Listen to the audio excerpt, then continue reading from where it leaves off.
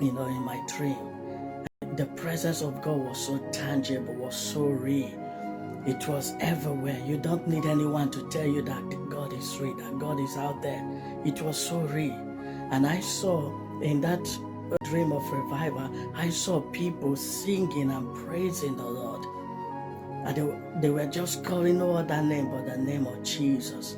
Some people were singing live music. With their voice, the music was just coming out of their mouth. Some were having like a radio speaker, to play some music and singing along. But in all, there was no confusion. Everything seems to harmonize and synchronize.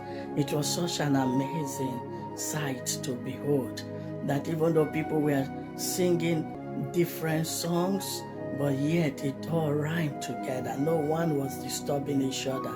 And the name that was being praised, that was being mentioned more than any other thing, was no other person but the name of Jesus. I believe this revival is going to be about Jesus. It's not about any man or any woman. It's not about any church or any ministry. It's not about anybody, but all about Jesus. And this is the last revival before Jesus comes. Yes, the last revival, and it's going to be the greatest. In that dream, I saw a young girl sitting on a wheelchair. She was sitting on a wheelchair.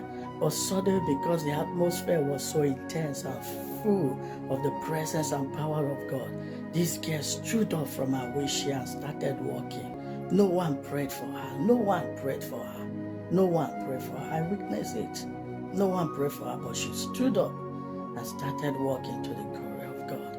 So that tells us that in this revival that is coming, it's going to be full of signs and wonders and miracles, and people praising God, praising Jesus. It's going to be all about Jesus, not about people, not about ministries, not about religion, not about structures, not about any other thing, but all about Jesus. People, get ready, for this is the last revival, and it's going to be the greatest revival. Heaven is preparing for this. Yes, the heavens are preparing for this. The angels are preparing for this. And you and I have to prepare ourselves for this last move of the Spirit of God upon planet Earth before Jesus comes.